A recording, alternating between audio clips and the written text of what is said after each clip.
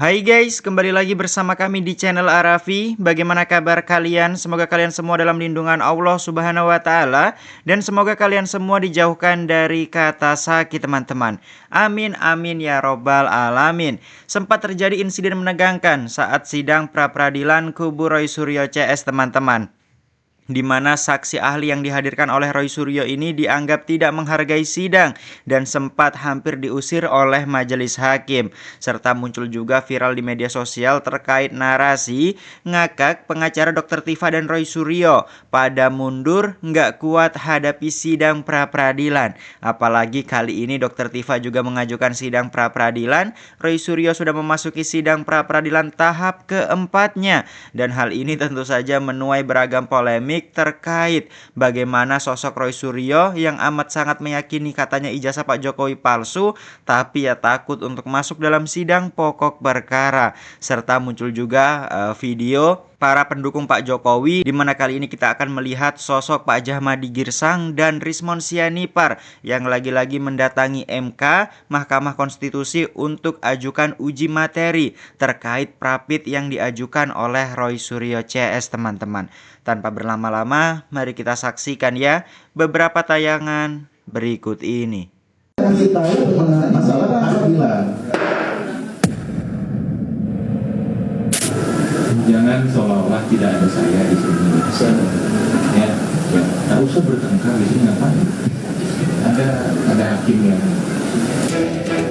Sidang pra-peradilan keempat Roy Suryo di Pengadilan Negeri Jakarta Selatan sempat diwarnai perdebatan antara ahli hukum Roy Suryo, Didit Wijayanto, dan pihak turut termohon yakni Kejaksaan Tinggi DKI Jakarta dan Kejaksaan Negeri Jakarta Selatan.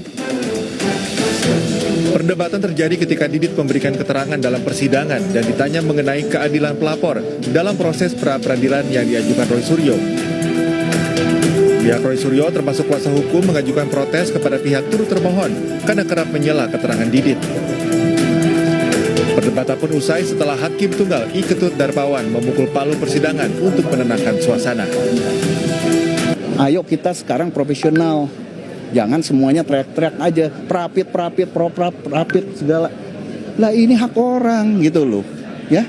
Jadi jangan lagi, itu perdebatannya tadi. Saya udah jelaskan tapi masih dipertanyakan.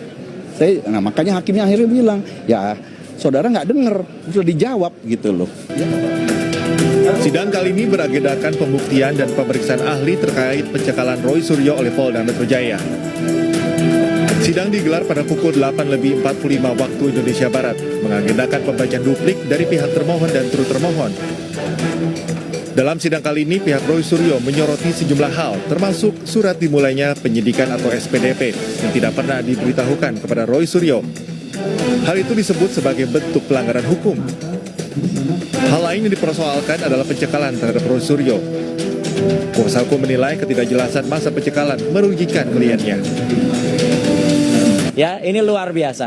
Karena saya merasa betul, satu, tidak mendapatkan tembusan atau tidak mendapatkan salinan dari surat SPD. Dr. Tifa dan juga Pak Roy Suryo kan tidak ditahan. Jadi Pak Roy Suryo karena tidak ditahan juga, pra-peradilannya sudah sampai yang ketiga ini.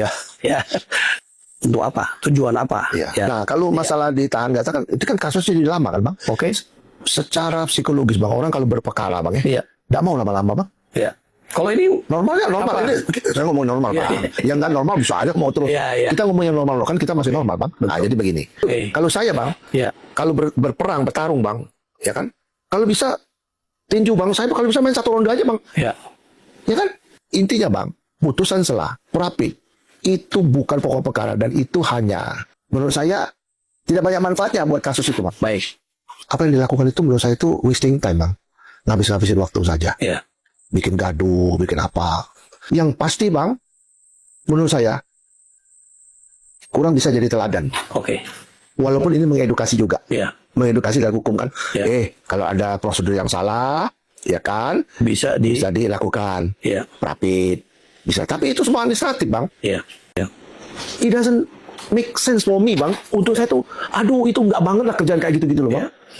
Sayang-sayang negara, uang negara aja, Bang. Bersidang itu kan, Bang, minimal bayar listrik, Bang. Ya, betul. Negara bayar listrik, Bang. Biaya Hakim. sidangnya Itu Pak yang Hakim.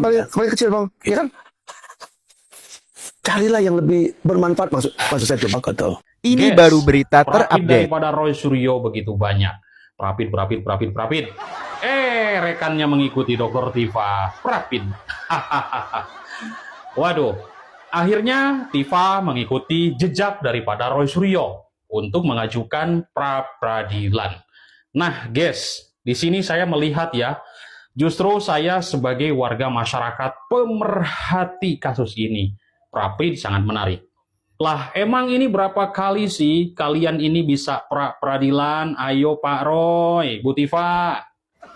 Kan nanti lama-lama juga akan ke pokok perkara. Jadi kita biarkan saja. Kita tonton mereka hitung-hitung film komedi. Aktor utamanya Pak Roy Suryo dan Bu Tifa. Jadi menurut saya biarkan saja bergulir. Seperti apa adanya. Meskipun memang kesalahan hukum memberikan celah peradilan itu bisa dilakukan tanpa batas, sepanjang subjeknya tidak sama. Jadi menurut saya sih, sebagai warga masyarakat pemerhati kasus ini, buat para pendukung Pak Joko Widodo, santai saja, anggap hiburan. Ya kan? Biarin saja mereka, emang bisa beberapa kali gitu ngajuin Prapit, sampai 1 juta kali, ya kan? Bisa 100 kali mungkin, ya silahkan. Karena pada akhirnya mereka menghadiri sidang setiap hari, datang ke sidang, minggu depan datang ke sidang, minggu depan lagi datang ke sidang. Emang menurut Anda enak hidup hanya menghadiri sidang setiap hari kerjanya? Betul? Nah, menurut saya sih, sidang lagi nggak enak dan juga memalukan. Jadi jauh lebih nyaman seperti Pak Jokowi dong. Yang mengharuskan banding itu siapa? Kok nanya hakim nggak merintah? Emang hakim siapa? Hakim, jaksa, polisi, advokat itu setara. Menurut pasal 5 Undang-Undang nomor 18 tahun 2003, pasal 5. Itu polisi, jaksa, hakim, advokat itu setara, namanya penegak hukum. Jadi nggak bisa hakim memerintah kita tuh, tidak bisa. Kok nunggu perintah hakim tuh gimana otaknya itu? Nggak paham itu. Jadi itu aja logikanya jelas. Nggak ada yang bisa bantah saya karena saya berdalil. Ada pasalnya, bukan kumaha aing cek Sunda mah. Ya, bukan maunya saya. Oke, lanjut. Kita terus. Bang Petrus sendiri sedikit bakal terkait soal kebebasan dalam arti kata karena diterima eksepsi kita aja sudah bebas, bukan lagi dan bukan terdakwa lagi. Yang dinyatakan batal itu dakwaannya, bukan terdakwanya. Bukan terdakwanya, status dia itu melekat terus sebagai terdakwa. Dan kalau mereka selalu mengatakan bahwa jaksa harus menggunakan pasal 206, itu salah. Pilihan ada pada jaksa, mau mendakwa ulang juga hak dia, mau menyatakan banding supaya atau perlawanan ke pengadilan tinggi juga hak dia. Tapi hanya diharuskan. Hanya bedanya, jaksa memilih mendakwa ulang supaya lebih cepat. Karena kalau dia banding, disidangkan di pengadilan tinggi, katakanlah pengadilan tinggi berpendapat bahwa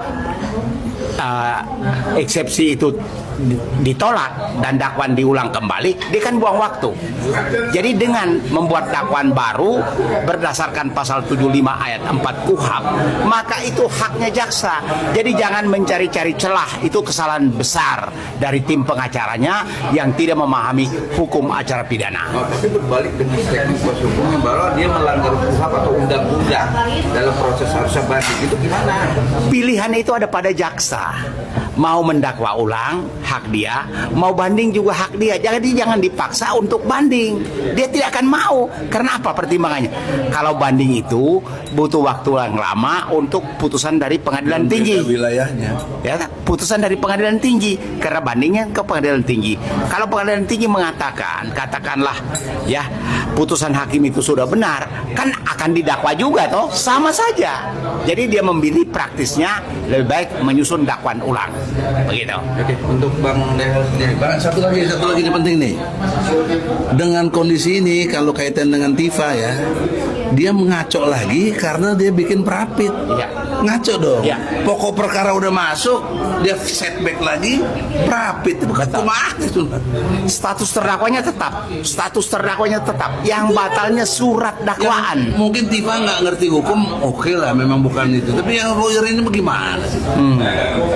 Lawyernya sahabat saya juga, Iya.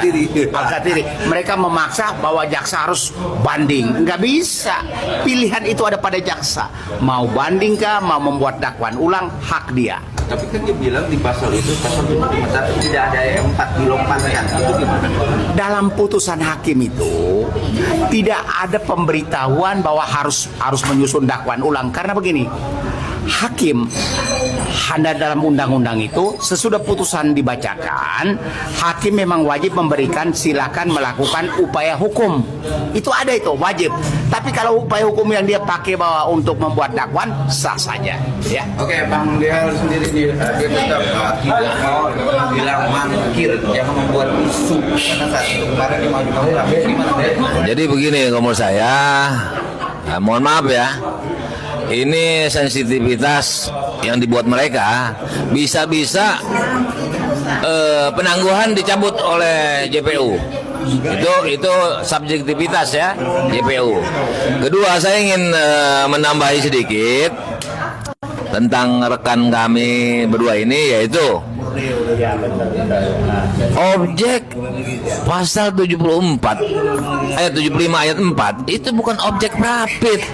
Klausula pada pasal itu adalah apabila dia tidak berkenan dengan itu, dia ajukan ke DPR RI agar dirubah plus presiden, atau dia gugat ke MK kalau dia keberatan dengan pasal 75 itu kan undang-undang, ya kan, nomor 20 tahun 2025 KUHP baru ya.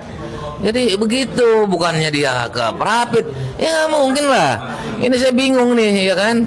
Makanya terpaksa nanti kita kirim juga Bang amicus curiae Bang untuk Tifa. Ini kan masalahnya kita dalam rangka amicus untuk persidangan Roy. Nah ini kebetulan pengacara kami yang mengajukan adalah Bang Egy dan saya.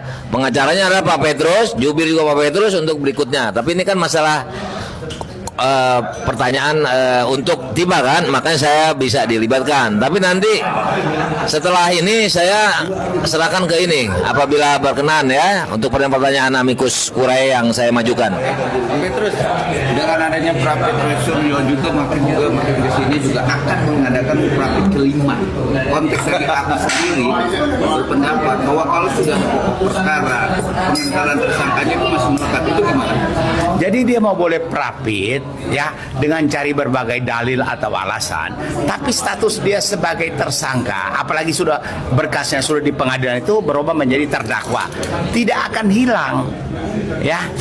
Jadi dalam KUHP itu terminologinya prapit itu adalah hak seorang tersangka yang secara hukum dia sekarang sudah terdakwa. Jadi tidak bisa seharusnya ketika hakim baru membuka sidang langsung membuat keputusan permohonan saudara tidak dapat diterima karena bla bla bla. Tidak perlu pemeriksaan saksi, tidak perlu pembuktian karena formalitasnya sudah tidak memenuhi syarat ya. Tapi untuk Pak Prof Egy sendiri, dia berpendapat itu bukan masalah pribadi dia mengajukan prapit, tapi untuk yang lain-lain dugaan-dugaan dipaksakan tersangka dalam konteks hukum. Beginilah, kita mengerti psikologi dalam konteks hukum. Tidak kepentingan pribadi, tapi dia mendasari prapitnya urusan pribadi dia. Itu gimana logikanya? Roy apa Tifa? Si Roy. Nah, Ditolak lah itu permohonannya, ditolak. justru yang tidak ada kepentingan pribadi dan kepentingan kita kelompok adalah amicus curiae ini betul-betul untuk kepastian hukum. Karena problem seriusnya yang kita lakukan sekarang ini adalah menegur atau menghimbau pengadilan agar supaya kepastian hukum yang dulu ada jangan dibalik jadi nggak ada kepastian gitu loh. Jadi kita ini mengejar supaya opini terbangun dengan baik, kepastian hukum lah. Kalau nggak ada ini maka dia si Roy perapit terus. Gitu. Nah, oleh karena itu pengacara kita tolong berpendapat loh supaya jangan perapit terus. Kedatangan Jadi saya mendampingi Pak Egi dan DHL Damai Hari Lubis ini sebagai amicus curiae, sahabat pengadilan, yang pada pokoknya mereka meminta supaya permohonan Roy Suryo itu ditolak oleh hakim. Harus ditolak. Kenapa? Tidak ada dasarnya dia mengajukan permohonan pra-peradilan lagi. Maka saya mendampingi rekan-rekan saya ini. Suratnya tadi kami sudah masukkan. Nanti sebelum putusan kami akan meminta penjelasan dari hakim pra-peradilan apa sikapnya terhadap amicus curiae yang kami ajukan.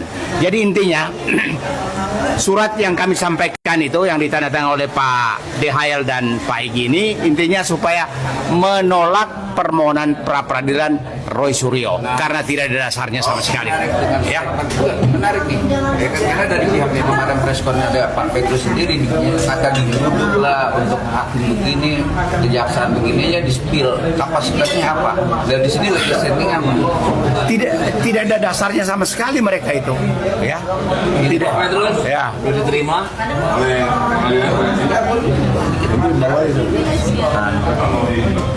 Ya, oke. Nah, kalau bicara legal standing ya, ada di pasal 5 ayat 1 Undang-Undang nomor 48 ya kan tentang pokok kehakiman tahun 2029. Jadi begitu itu dasar hukum kita di mana ajas progresivitas.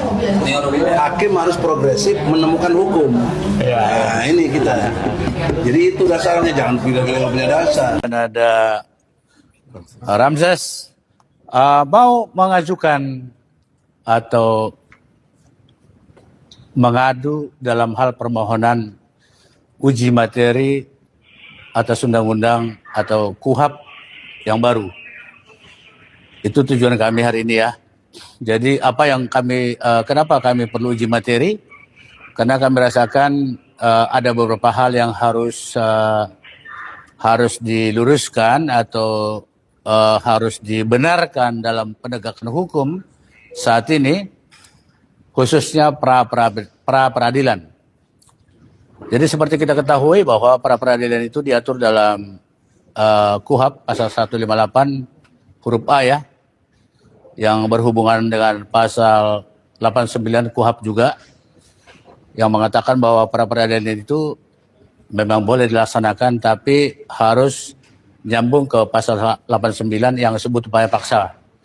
Nah, apa yang terjadi saat ini adalah yang faktanya sekarang ini terjadi, khususnya di Pengadilan Negeri Jakarta Selatan, ada peradilan yang menurut kami selaku warga negara dan sekaligus tugas selaku penegak hukum, ada hal-hal yang menurut kami tidak etis atau tidak normatif lagi, tidak berdasarkan KUHAP yang kami sebut tadi pasal 158 huruf A dan pasal 89.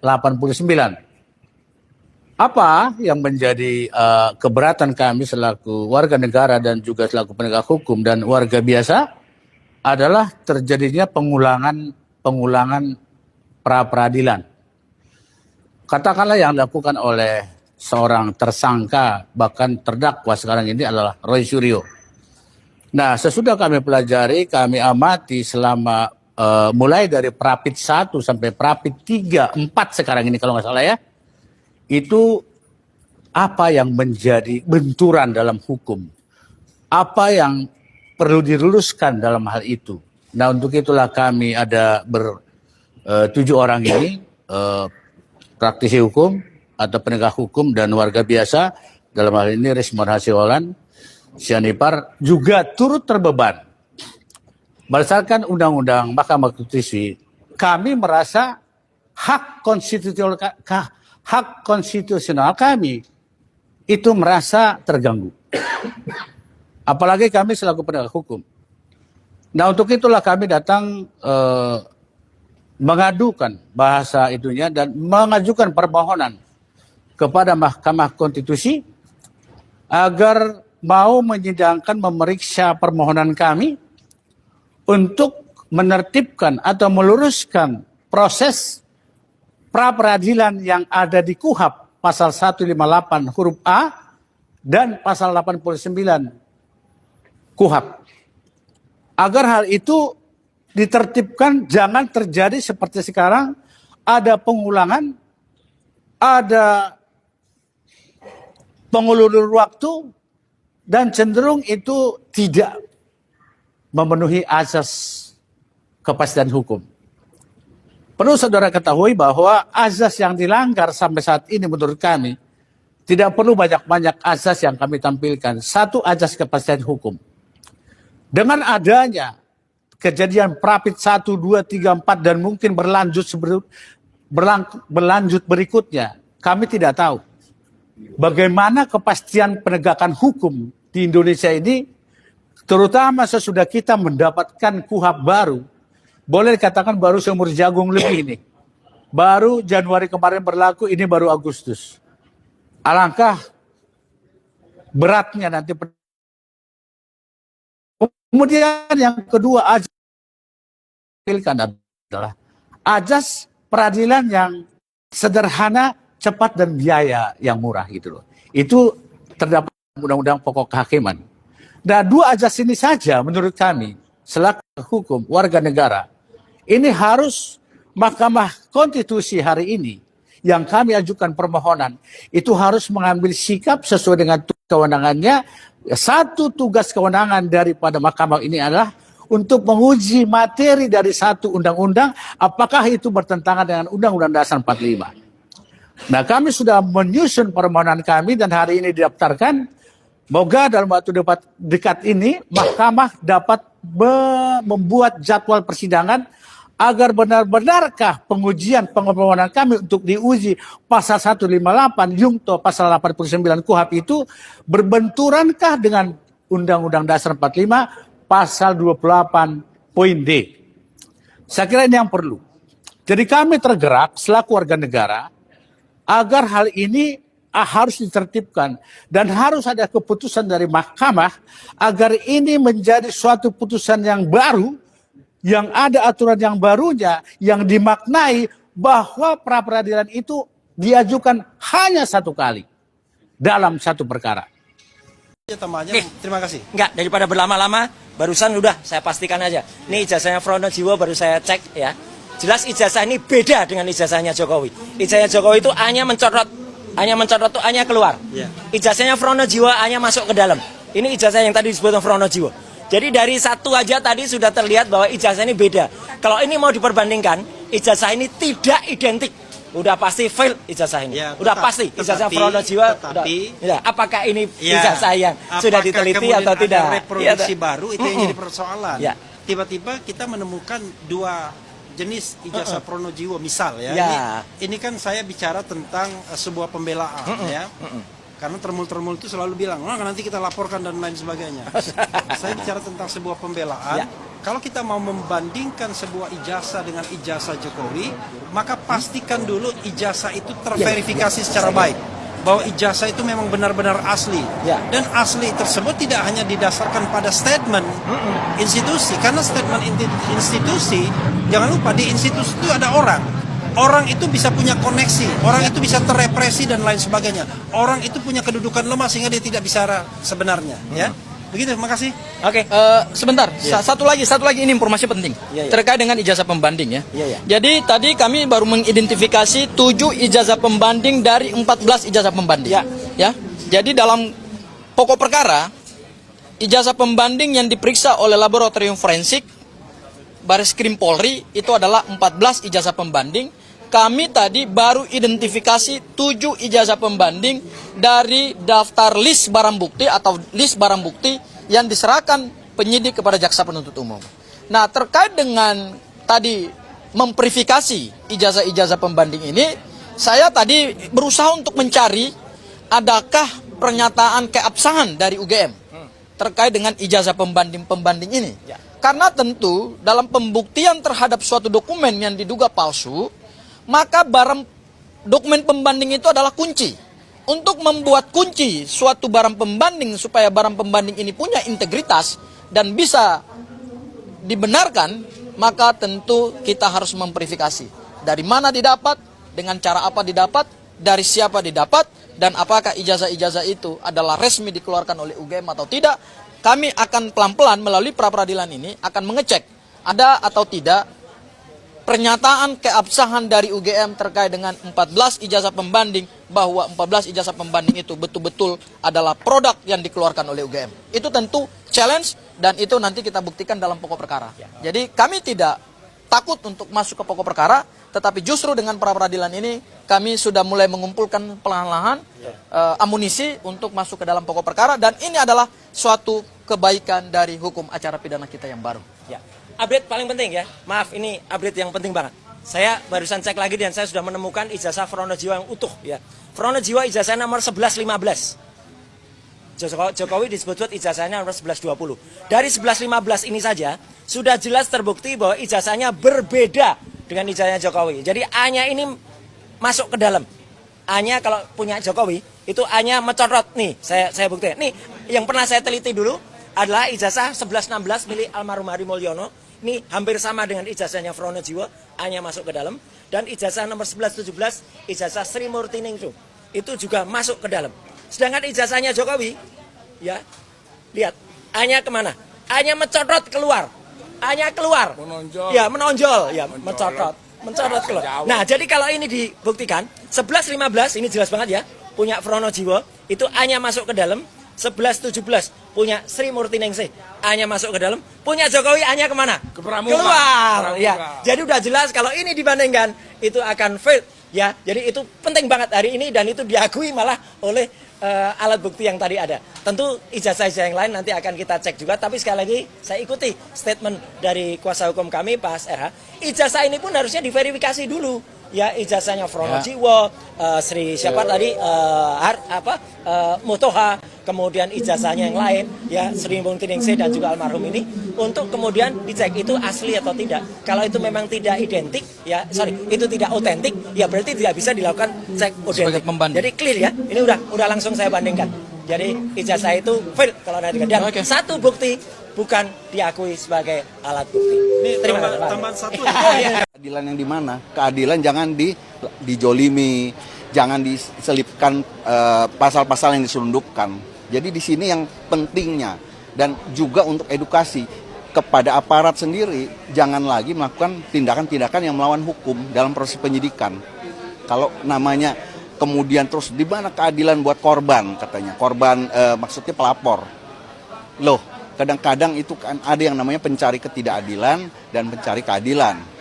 Nah, yang sudah jelas sekarang seorang tersangka tentunya dia harus membela dirinya agar tidak menjadi korban ketidakadilan, ya. Bukan lagi kita bicara soal pelapor, ya. Nanti keadilan akan diberikan, gitu. Dan sudah diserahkan kepada negara, ya. Jadi ini jangan salah kaprah. Nah, kalau bagaimana nasibnya si keadilan si korban, sekali lagi saya bilang, ya, bahwa ini jangan prejudice bahwa si korban atau pelapor itu sudah pasti benar. Kadang-kadang laporannya itu juga kita tahu laporan pesanan, laporan dengan syarat dengan politis, dengan segala macam. Ya, kita tidak pernah tahu apa yang terjadi. Dan jangan setidak-tidaknya jangan ada pasal yang diselundupkan. Lah, kita cari dong keadilannya di sini buat si tersangka, ya. Demikian ya, saya rasa cukup. Tadi ada sempat perdebatan sedikit, itu boleh diceritakan sedikit, Bang? Iya, jadi begini, saya udah jawab dan berulang-ulang. Tapi dia bilang belum jawab. Saya udah bilang, pengadilan bagaimana kepastian hukum buat korban? Atau keadilan buat korban pelapor di sini. Saya jelaskan, saya udah jelas. Jadi begini, ada orang bela diri, dikenakan pasal 338 waktu itu pembunuhan. Padahal kalaupun mau, penganiayaan hingga tewasnya orang, ancamannya kan beda. Nah, jadi orang itu mengajukan pra-peradilan untuk mencopot pasal 338-nya. Di sini keadilan buat siapa? Ini kan sudah yang namanya ada penyelurupan pasal. Itu yang saya jelaskan.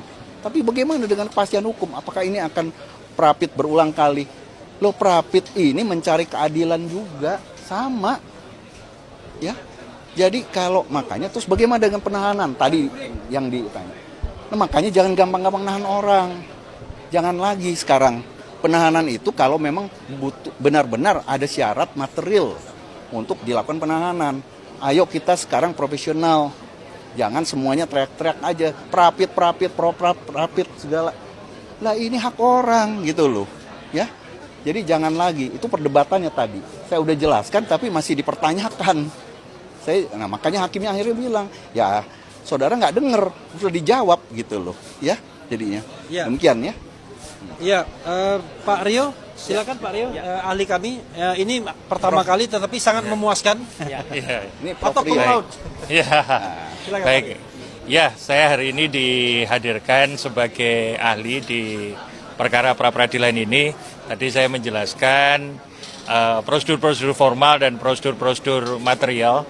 Semoga ini menjadi pertimbangan hakim dalam memutus perkara ini. Begitu. Baik. Ya, nama beliau Dr. Rio Kristiawan, Prof Associate Dr. Rio Kristiawan, sarjana hukum, magister HUM, magister kenotariatan. Betul. Ya. Ya. Ada yang mau ditambahkan? Ya. Cukup? Cukup ya. Oke. Ya. Baik. Nanti dulu, siapa dulu? Bentar. Jangan Mas Roy terus. Soalnya kalau Mas Roy nanti kaos yang dibuka sama dia. Selesai kita. Oke. Siapa dulu? Oke. Ya, Miracle dulu. Miracle si Hamding. Ya. Baik teman-teman, saya menambahkan tadi kalau yang secara materi kan sudah disampaikan. Saya hanya menyampaikan terkait dengan catatan persidangan. Hari ini seperti dengan persidangan sebelumnya, kami tetap dibatasi waktu 30 menit. Tapi untungnya dari 25 pertanyaan tersebut, meskipun masih ada yang mau kami tanyakan, tapi paling tidak secara umum sudah dijawab oleh kedua ahli. Dan kami bersyukur atas kehadiran dua ahli ini saling melengkapi ya. Jadi saling melengkapi dan saling mendukung. Jadi kehadiran dua ahli ini bukan siasat kami untuk misalnya menambahkan waktu memberikan keterangan, bukan. Tapi itu saling melengkapi dan membuktikan bahwa kami serius menjalani proses pra-peradilan ini. Jadi proses peradilan ini bukan hanya sekedar formalitas atau apa. Makanya kami selalu maksimal dalam setiap pembuktian. Itu yang pertama. Terus yang kedua adalah tadi teman-teman boleh lihat juga dalam jalannya persidangan dari termohon maupun turut termohon selalu mengulang-ulang bahwa apakah pra-peradilan yang berulang-ulang ini adalah suatu bentuk pelanggaran hukum. Tapi sayangnya termohon dan turut termohon tidak pernah bisa menunjukkan pasal mana atau ketentuan hukum mana yang bisa membuktikan bahwa pra-peradilan yang berulang-ulang ini adalah sebuah bentuk pelanggaran hukum.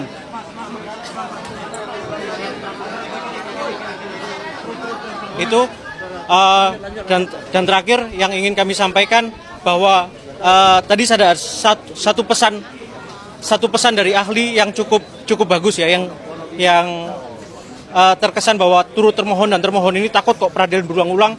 Nah, ahli tadi menyampaikan satu pesan yang cukup baik, yaitu apa?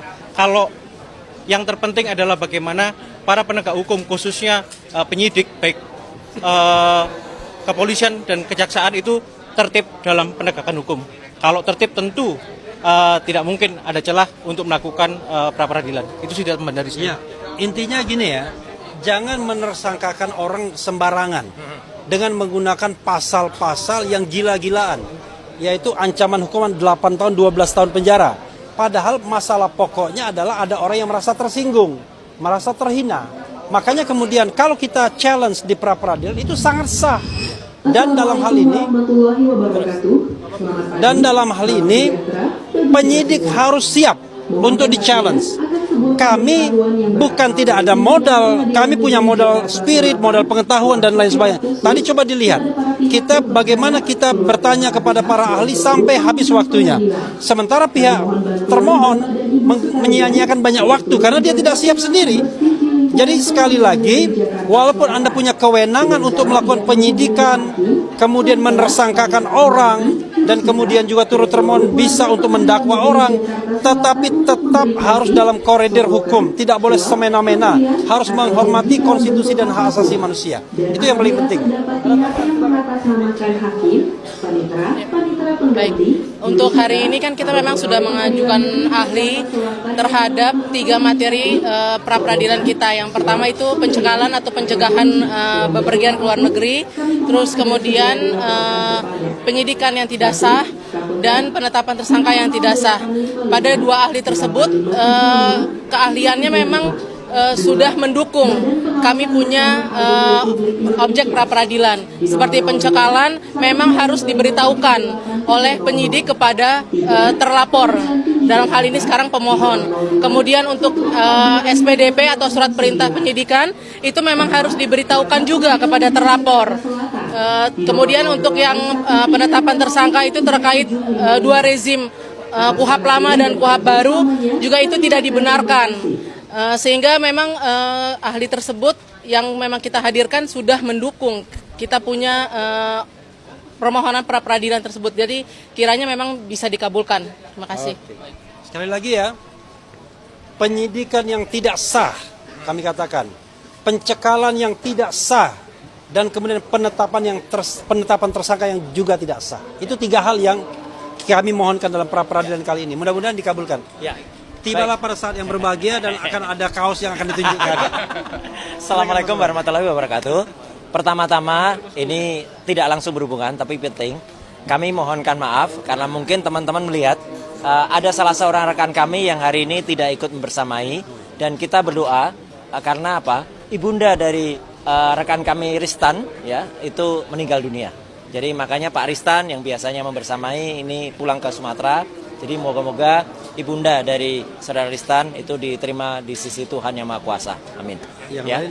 Yang lain ada juga tugas Pak Gafur, kemudian Pak Yasena, itu Bu Soraya masih dalam perjalanan balik karena kemarin menjalankan tugas untuk mendampingi pra-peradilan yang ada di Kalimantan Selatan. Babe Aldo. Dan alhamdulillahnya sidangnya juga ditunda di sana. Jadi ya itu ada penundaan sidang pra-peradilan. Jadi minggu depan juga akan ke sana lagi. Baik. Saya akan tambahkan yang tadi belum dilakukan. Apa yang saya rasakan? Yang saya rasakan apa yang dibela oleh tim kuasa hukum saya Tokham dengan seragam yang baru ini. Ya. Nah, ini luar biasa. Ya, ini luar biasa. Karena saya merasa betul, satu, tidak mendapatkan tembusan atau tidak mendapatkan salinan dari surat SPDP yang ada. Dan itu penting karena ternyata ada perubahan pasal. Saya juga baru tahu ya. Kalau ada perubahan pasal itu ternyata signifikan dan itu ada aturannya, ada putusannya bahwa itu harus diberitahukan. Kalau tidak diberitahukan maka saya tidak bisa dianggap kemudian sudah mengetahui, nggak bisa, harus diberitahukan. Bahkan perubahan penyidik juga, itu juga berubah. Tadi aja dalam satu korps yang sama, baik itu kepolisian maupun itu kejaksaan, belum tentu kompak mereka, belum tentu mengerti mereka. Ada satu yang diubah, yang satu harus ngulangin lagi, yang satu harus ngulangin lagi. Kan padahal itu satu korps yang sama. Yang kedua soal pencekalan. Soal pencekalan jelas ya. Kan tidak mungkin kemudian cekal yang sudah diumumkan. Waktu itu sejujurnya, saya baru tahu dengan adanya pencekalan itu ketika bulan November, itu lisan. Setelah itu tiba-tiba diumumkan lagi diperpanjang 6 bulan. Itu lisan semua. Nggak ada surat hitam di atas putih yang diterima. Ya, dan bahkan ternyata itu sudah berakhir pada bulan Juni. Tapi saya memang tidak mau resiko seperti tadi kata Pak Refli ya. Tiba-tiba saya ke bandara, tiba-tiba kemudian dipermalukan dan tidak boleh keluar pada saat itu. Itu kan lucu banget ya. Itu tentu saja saya menghindari. Nah, maka kita butuh kepastian hukum. Karena apa? Ada tadi beberapa contoh kasus ya. Orang yang sudah sebenarnya sudah out of date, sudah kemudian daluarsa cekalnya. Tapi ternyata dari polisian sudah bilang tidak dicekal, tapi ternyata dari pihak imigrasi masih dicekal. Ya, nah tadi ada kemudian ada pertanyaan apakah penting pihak imigrasi kemudian nanti misalnya putusan dari hakim tunggalnya menyatakan wah ini kurang pihak harus ditarik. Nah ini mungkin ada sedikit perbedaan. Kalau yang kemarin, kenapa Kementerian Keuangan? Karena Kementerian Keuangan itu masih inline, masih dalam proses, masih dalam satu time frame yang sama. Yang nanti membayar adalah Kementerian Keuangan. Makanya itu kita tambahkan. Tapi kalau imigrasi kan sudah daluarsa, jadi sepertinya tidak perlu lagi ditambahkan. Itu yang kemudian perlu untuk dilakukan. Kemudian yang penting juga ingin saya tambahkan untuk yang terakhir ya. Jadi kita sama-sama ingin menghormati sidang ini. Berkali-kali saya dengar. Berusaha betul dan terutama dari pihak turut termohon tadi. Menarik-narik ya. Ini sudah dakwaan sudah doang. Sekali lagi ya, dakwaan itu atau orang berubah dari tersangka menjadi terdakwa itu kalau dia sudah dibacakan surat dakwaannya. Ya. Kalaupun ternyata misalnya dari kejaksaan itu sudah kami kirimkan. Ya, dikirimkan kalau belum dibacakan dakwaannya oleh hakim yang akan memutus perkara itu statusnya belum berubah. Dan ketika status berubah, saya masih tersangka, belum jadi terdakwa. Itu makanya saya masih bisa mengajukan pra peradilan. Dan pra peradilan yang dilakukan itu memang boleh dalam Kitab Undang-Undang Hukum Acara Pidana yang baru nomor 20 tahun 2025 itu masih bisa dilakukan berkali-kali ya sampai apa? Sampai tidak boleh lagi. Nah, tidak bolehnya adanya apa? Adanya aturan. Sementara ini belum ada aturan atau tidak ada aturan yang ada. Dan aturan itu harus selevel dengan undang-undang, selevel dengan KUH acara pidana. Gak bisa levelnya itu ada di bawahnya kemudian melarang. Itu akan tertabrak dengan aturan di atas. Makanya kalau ingin kemudian mengubah aturan itu harus ada judicial review melalui Mahkamah Konstitusi misalnya untuk mengubah KUH pidana itu. Itu ya saya kira yang lain. Dan tadi ada pertanyaan. Tadi ada apa? Saya kira jatuh. Ada sedikit, ya karena apa? Saya menyaksikan tadi Pak ahli kami, Pak Didit Wijayanto Wijaya, Dr. Didit Wijayanto Wijaya, ya setelah sebelumnya ada Dr. Rio Kristiawan, itu menyampaikan dengan sangat clear, loud and clear, tapi berusaha didusak lagi, ya dengan perkataan apakah ini boleh berulang-ulang, maka kita kaget, gitu. Kan sempat ada tuh yang di ruang wali kota itu kaget, gitu. Kaget. Gitu. Nah, untung kita tidak kaget ya. Kalau kaget, maka kita kemudian akan cepat menjadi tidak muda lagi. Dan orang kalau sudah tidak muda lagi berarti menjadi orang tua. Kalau tua itu kaget nantinya. Jadi jangan sering bikin kaget supaya tidak cepat tua. Jadi kita mari tetap sehat, tetap ikuti aturan-aturan yang ada sehingga kita bisa ikuti pra peradilan ini. Sampai jumpa besok pagi. Jam 8:30. Nah itu ya guys ya, bagaimana pendapat kalian setelah melihat beberapa tayangan-tayangan tersebut teman-teman? Tulis pendapat kalian di kolom komentar dan nantikan updatean video kami selanjutnya. Wassalamualaikum warahmatullahi wabarakatuh.